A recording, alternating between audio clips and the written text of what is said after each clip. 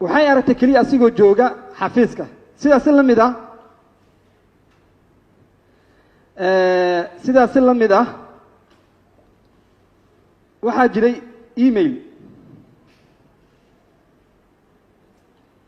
emailka ay Sucaad soo qortay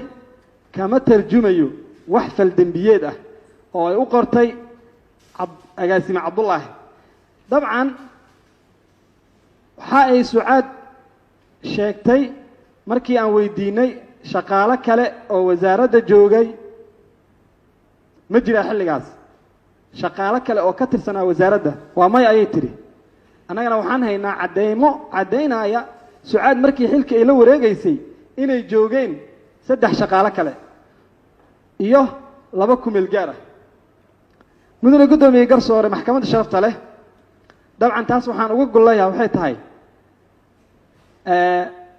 2021 bishii koowaad ilaa bishii 7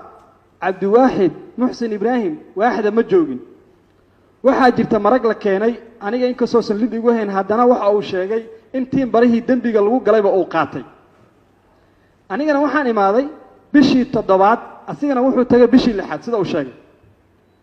waxa uu qaatay mana sheegin maxkamadda horteeda inuu arkay Cabdiwaaxid Muxsin Ibraahim marka sidaas daraadeed waxaan dhihi karaa Cabdiwaaxid Muxsin Ibraahim faldambiyeedka maxkamadda horteeda laga sheegayba waaba ka horeeyaba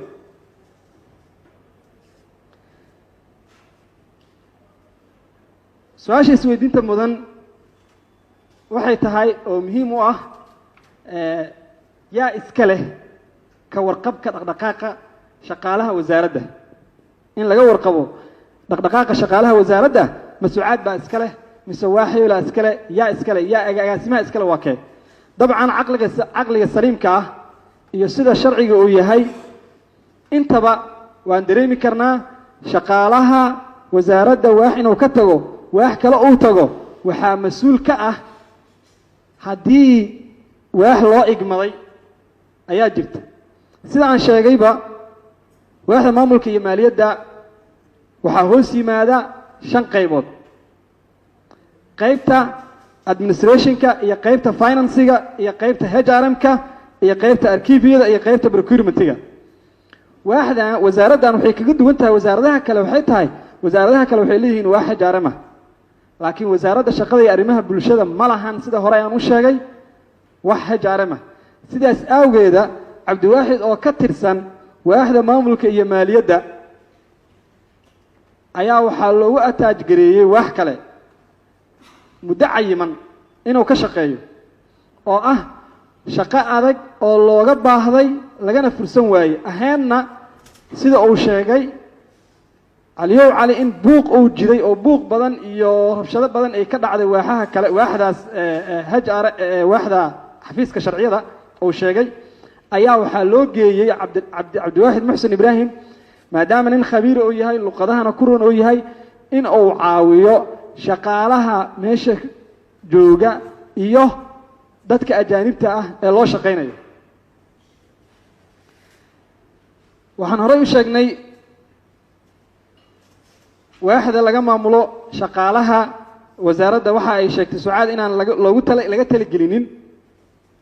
Cabdiwaaxid ka mid noqoshada shaqaalaha xafiiska taasina awoodeeda dabcan ma ahan oo waxa iska leh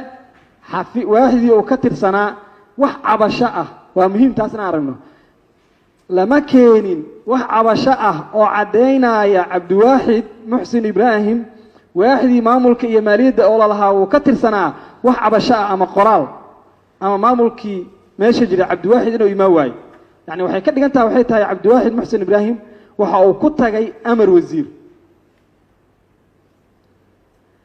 waxa uu ku tagay waaxda sharciyada gaar ahaan xafiiska work permit-ka amar wasiir dabcan amar wasiir ayuu ku tagay halkaas markay marayso ayaa waxa aragtay Sucaad sababtana way weydiisay waxa uu ku sheegay amar wasiir hase yeeshee ayada waxay dhahday Cabdullaahi ayaa igeeyay agaasime Cabdullaahi ayaa igeeyo igu jawaabay agaasime Cabdullaahina waxa uu halkan ka cadeeyay in uusan geynin hase yeeshee baahi degdeg oo jirta cabasho badan oo ka timid iyo in awgeeda loo geeyay taasoo cadeynaysa caradii iyo dagaalkii hore loo soo sheegay ee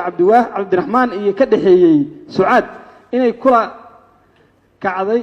dabcan cabdiwaaxid kalena dul dhacday ayadoo kaga gol leh islahna dadkan waa dad ilma adeero ah mudane gudoomiye waxaa jiray shan shaqaale ah hore ayaan usoo tilmaamay oo waaxda joogay waxaan rabaa inaan maaragtay beeniyo maxkamadda horteedana aan ka caddeeyo waraaqada caddaynaysa in cabdiwaaxid lagu geeyey wasaaradda waaxda maamulka iyo maaliyadda taasoo hore aan usoo tilmaamay caddeeyeyna inaysan jirin warqad official ah oo marnaba cabdiwaaxid meel waax lagu geeyey ilaa maalintii ugu horreysay ee wasaaradda la geeyey si guud loogu geeyey ilaa af un baa lagu geenayay mar walba maadaama nin khabiir u ahaa waaxda maamulka iyo maaliyadda looga baahday waaxdaadan joog ayaa la yidhi kadib sidaas ayaa haddana waxaa loogu geeyey waaxdii hajaaranka gadaal dambe markay ahayd taariikhdu 2021dii bishii 7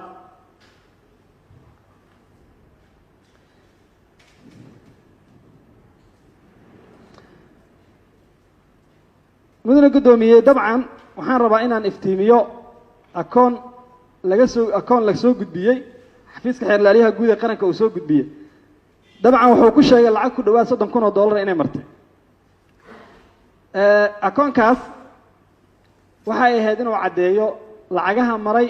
ee uu sheegay xafiiska xeerlaaliyaha guud ee qaranka xaggee kala yimaadeen haddii uu sheegi waayey annagaa iscadaynayna dabcan waxaan rabaa inaan soo koobo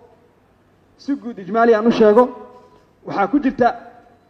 jirta halkan waxaan ku haynaa caddayn in cabdiwaaxid muxsin ibraahim uu ku jiray muraabaxo warqadan laba muraabaxa ayuu cabdiwaaxid galay midna wuxuu galay 2021dii midna wuxuu galay 2022dii dabcan lacagahan sida ay yihiin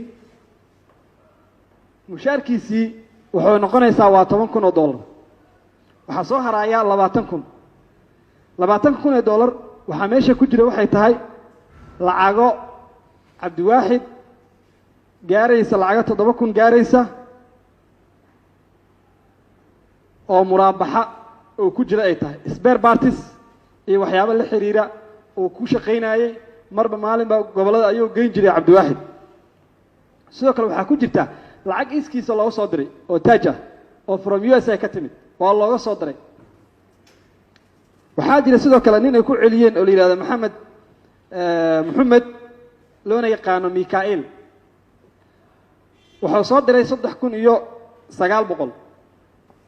dabcan ninkaasi waa nin ilma yihiin cabdiwaaxid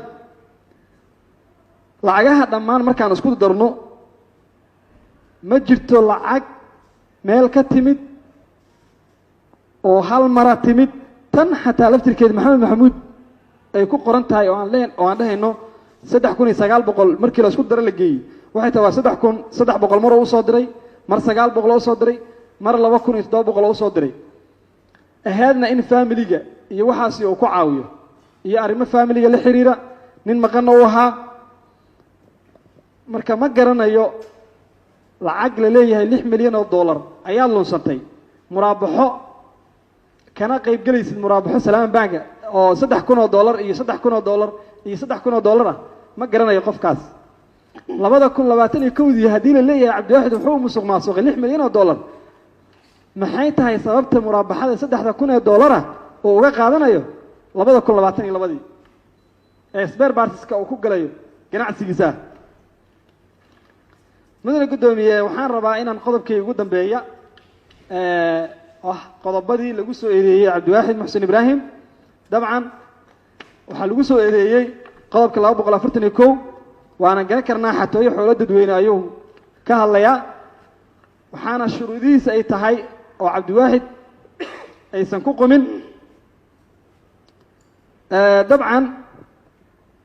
yaa lagula xisaabtamaa xoolo yani xoolo dadweyne horta yaa lagula xisaabtamaa waa qof loo igmado in la helo xoolaha dadweynaha waxaa lagula xisaabtamaa qofka in lacag uu qabto ay ahayd ama lacag qofka inuu xareeyo ay ahayd labadaba muusan ahayn inuu lacag qabtana maysan ahayn inuu lacag xareeyana may ahayn sidaas daraaddeeda qodobkaas 241 cabdiwaaxid mid u suurto gala ma ahan mid ku cuntabana ma ahan mudana gudoomiye garsoore maxkamadda sharafta leh waxaa jira 360 qodobkaas xeerka ciqaabta Soomaaliyeed in lagu soo eedeeyay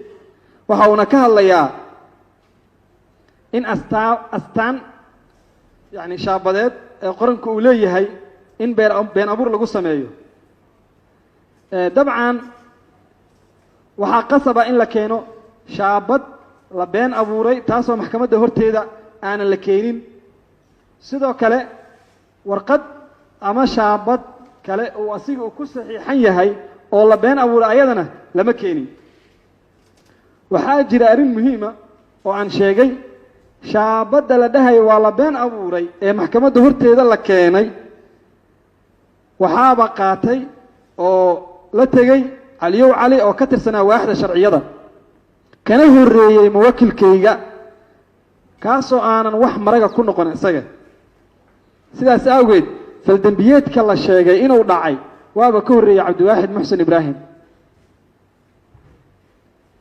waxaan rabaa inaan sidoo kale aan galo qodobka 366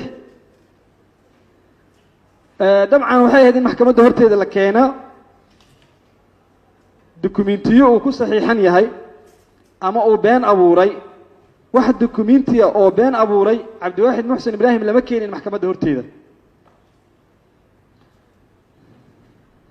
taas ayaana caddaynaysa inuusan ayadana u cuntamin 366 xeerka ciqaabta Soomaaliyeed mudane gudoomiye garsoore maxkamadda sharafta leh qodobka ugu dambeeya lagu soo eedeeyay cabdiwaaxid wuxuu ahaa